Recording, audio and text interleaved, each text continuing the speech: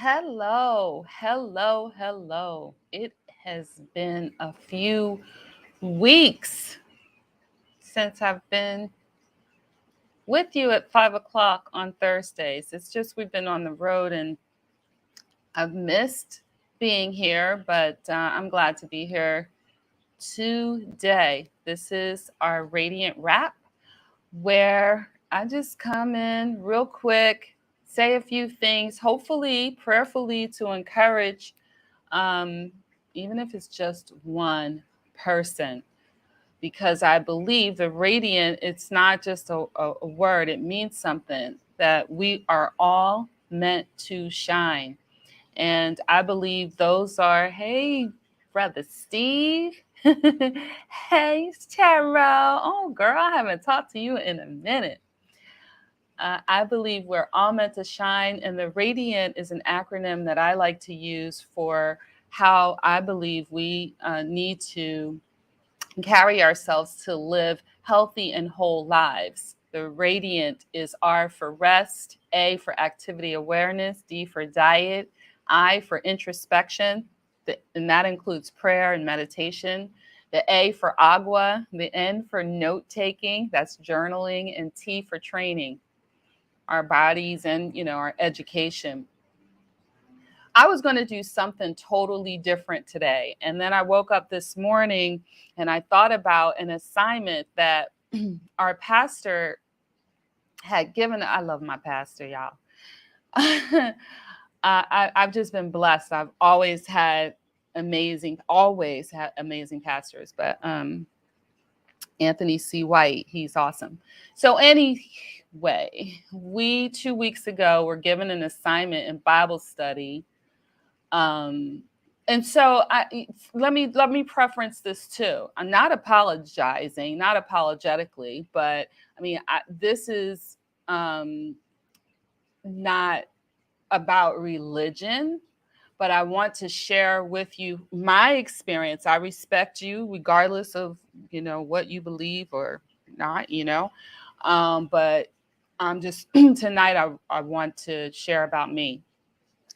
And anyways, my pastor gave us a homework assignment 2 weeks ago in Bible study. And then life happened, and I wasn't in Bible study last week, so I forgot all about the assignment.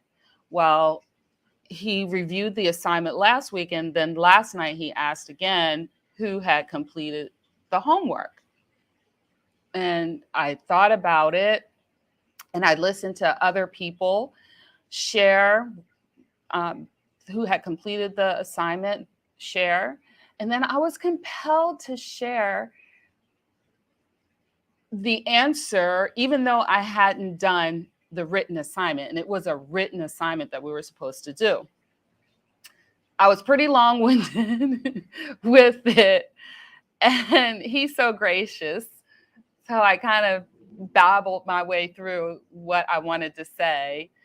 And he's so gracious. He just, when I finished, said that he encouraged all of us. He really wanted all of us to do the written assignment, and that we should have it prepared because we never know when that story could be used to help someone else. And the truth is, I share that story all the time. Not, I can't say all the time, but I've shared that story. It's on my website, but not in the manner in which he had us do the assignment. So he had 3 questions for this assignment. The first question is, where were you when the Lord found you? Where were you when the Lord found you? The second question, where were you when the Lord found you? What did he do for you? To write down what he did for you. And then thirdly, what difference has it made? That was the third one. Okay, so I want to share, and it's not easy because this is not things that I'm proud of. I grew up in church. right? And I know not everybody does, but I did. And there was the good and the bad in my upbringing. I mean, I had a lot of good things and there were a lot of bad things, right, growing up. But the church was a really good thing. And the number of people that prayed for me was a really good thing. But as life would have it, my life would have it, I had regressed. Where the first question, where were you when the Lord found you? I had regressed again because it wasn't the first time, and was trying to control everything in my life. Everything. You know, I was in my late 30s. I could have a really short temper. I was selfish, narrow minded, judgmental. I was a complainer, and I was a manipulator. Like I said, I'm not proud of those things. After things were not going my way, though, ugh, and arrogantly, I picked up a cigarette one day and a cigarette again because I had smoked since I was 16 years old. And when the period of me having children, I quit. And now I'm in a stress, feeling all the stress, and I decided to pick it up one day. And then that was it. It was off to the races. I mean, it was, not one day and then it turned into the weekend and then it turned into you got to have it. And I was just like I had been before. So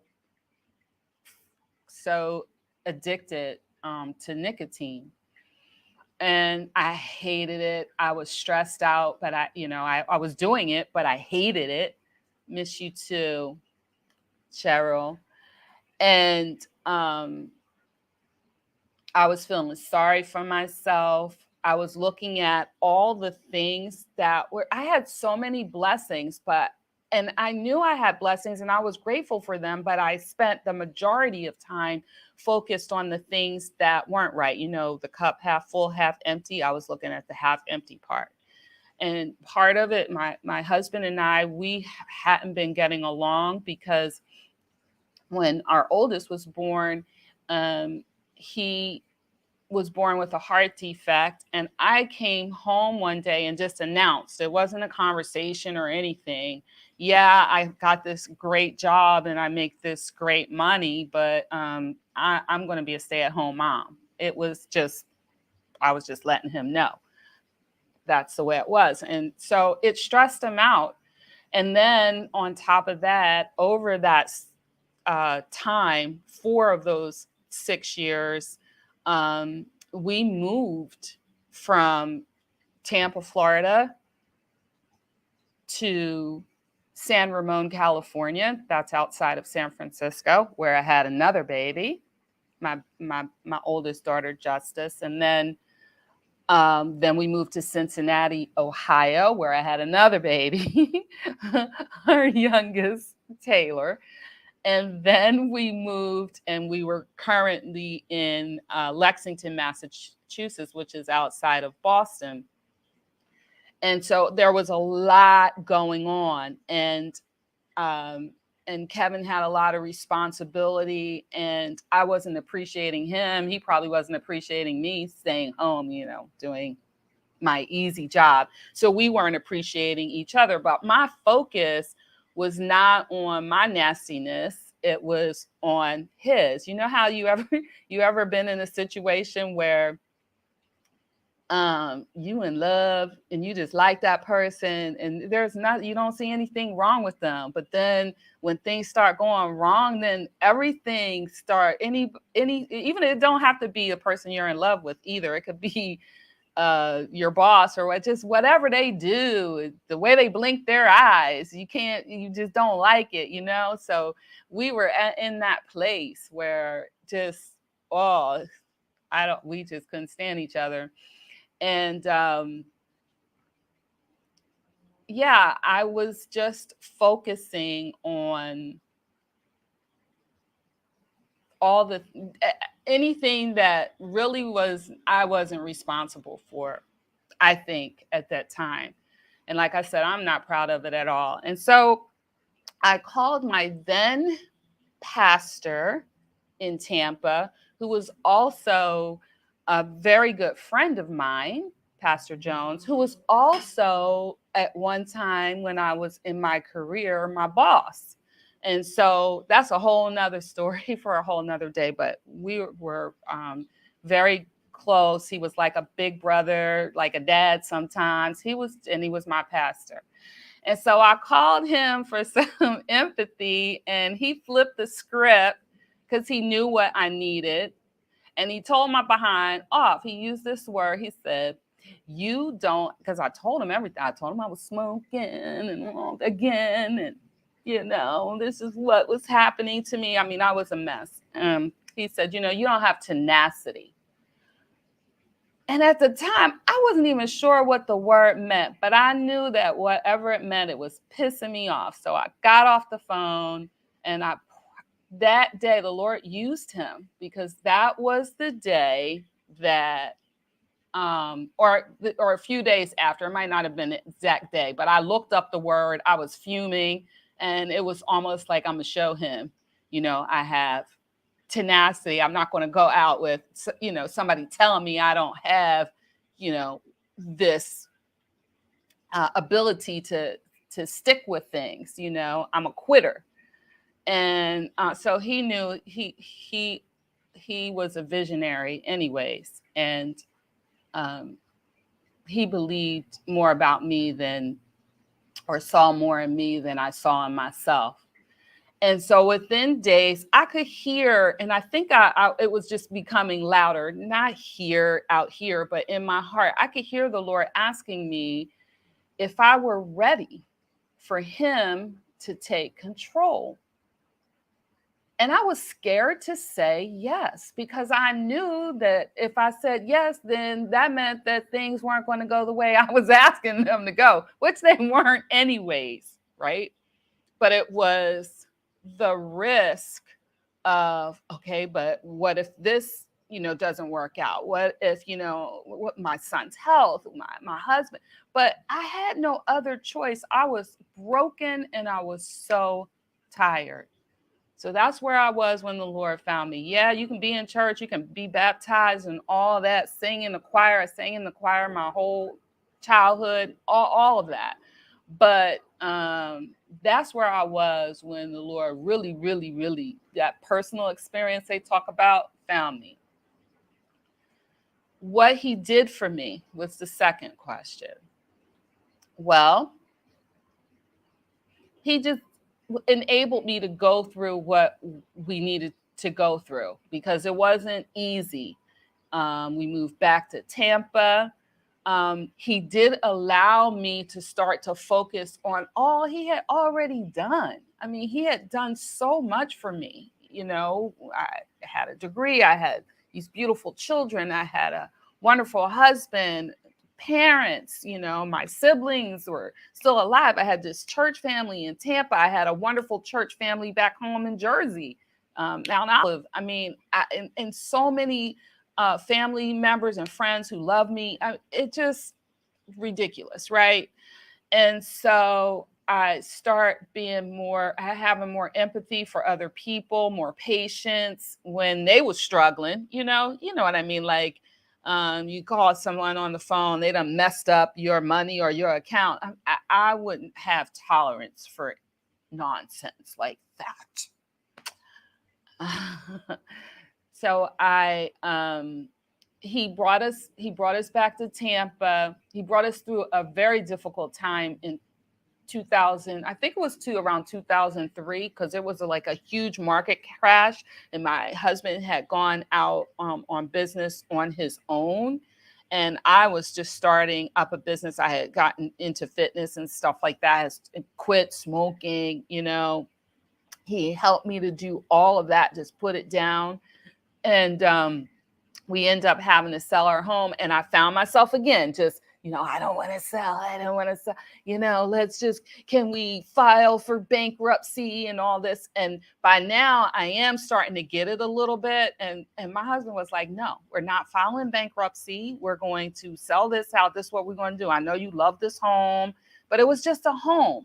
So I did. And we went from the gated side of the street to the ungated side of the street. And we've been in this home that we are in now. And it's a beautiful home. I mean, I love it so much in a beautiful area. And it was for us the best thing that could have. Wonderful neighbor, all that was great. So it wasn't easy, but God was faithful. And then the last question that Pastor asked was, what difference has it made? And the difference that it's made is that it's given me peace and a purpose. I'm joyful, and I trust God no matter what. It can look crazy. I don't have to understand it all. I certainly don't. There's so much that I don't, but I just trust him. It's just a much better life for me, living, trusting, and depending on him than trying to hold it all, do it all, control it all, when you can control nothing except how you respond to stuff.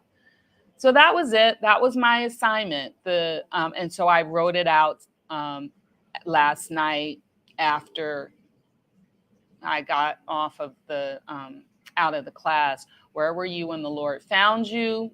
What did he do for you? And what difference has it made? So maybe you can try it. And maybe learning that about me will help you. Sometimes Facebook, Instagram, or whatever, it can be like a smoke and mirrors. So you kind of look and you don't see what a person has been through. They look like they got it all together. No, I could not even touch my toes. I could not, I ran a marathon in 2010. That's how far. That was very symbolic. That's how far the Lord brought me from the time I was brought. A full 26.2 miles, right? Less than 1% of people on the planet do that. That was something. And I haven't done one since, but it was just symbolic for that transformation. I love you. Y'all are quiet, though. You haven't said anything. Do you have any questions for me? Do you have any comments? Do you want to share your experience? You can do it publicly or any part of it, or you can do it privately, whether I'm live or not. I would love to hear from you. Part of what I like about this platform is that the ability for us to interact. But, maybe I just got kind of too deep for y'all today because, like I said, I was going to talk about, and I am next week, the whole vegan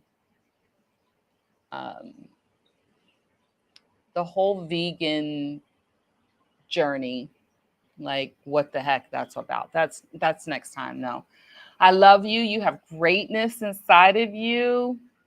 I'm so excited. I believe in you. If there's anything I can do to help you in your wellness journey, I'm always posting. I always have stuff going on, free and some not free, but good stuff. Anybody that knows me know that I'm just going to back some, good stuff. And I've been at the game now for over 20 years. So that's my story. Love you. Nothing you can do about it. And did I say you have greatness inside of you? Yeah, you have greatness inside of you. I believe in you. Peace.